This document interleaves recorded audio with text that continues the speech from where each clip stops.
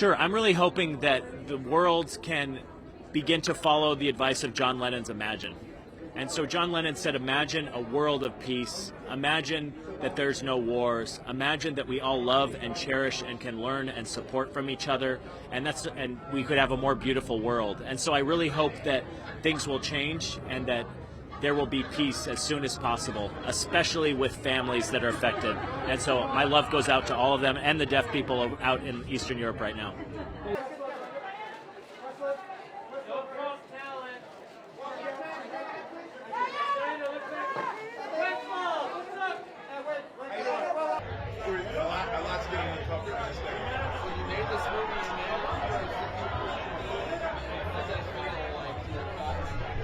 The commonality of what this experience has been, like, it's been really hard to figure out how to be creative in such a troubled time. Like, even the spirit of this film, the beginnings of this film is artists coming together in a time of constant death. So, you know, especially my experience in the 50 years I've been alive, to be creative in such a harsh time period is one of the hardest conflicts ever. It's like, how can one create beauty and celebrate joy while the world around it sort of suffers? So yes, I'm very much familiar with this feeling, and my heart is with the people over there and what they're going through. But yeah, I'm very familiar with that feeling of trying to create art while the world burns. Yes, I'm absolutely familiar with that feeling.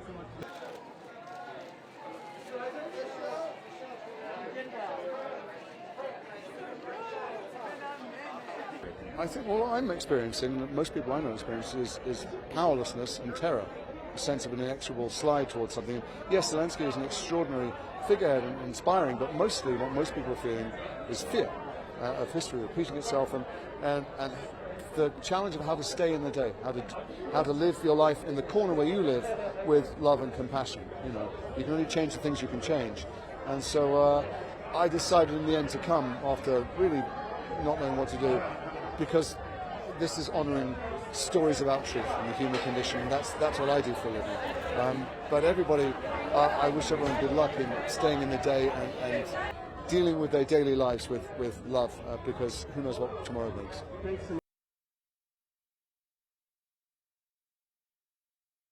I'm sure, like a lot of people, I was in many minds about coming, and then I thought, well, inside this tent are storytellers who want to use cinema for what it's meant for, which is an engine for empathy. And if there's ever a time when stories have value, it's a time of enormous crisis. So the little that we can do, independent storytellers, have some value, I hope. It is really interesting. I need an idea about who is who. Actress, director, producer. It's helpful for us to have an order. As you know, the Russia attacked the Ukraine, so we've got the war there. The people are dying there, the kids are dying there, and we have to remember to call to action against Russia. We have to remember about the sanctions. We have to remember about the boycott of the Russian cinematography. It's important because it's not a fight between Russia and Ukraine.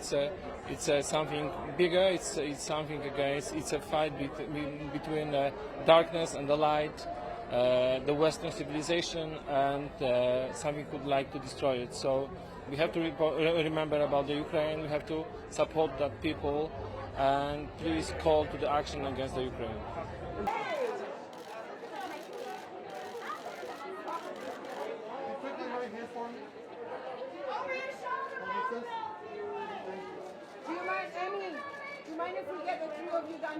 What is happening over there is incredible with him specifically. I think it gives me hope for like the future of young politicians, you know, who going out and doing things and being there with their people and leading their people by example and not just words. Like, that to me is very exciting. It's obviously unfortunate what's happening, and it is really hard to.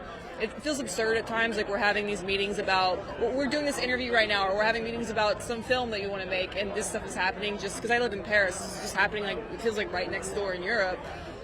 It is surreal, but I think you have to like keep living, unfortunately, and I don't know, I don't even know how to fully process it, quite frankly, but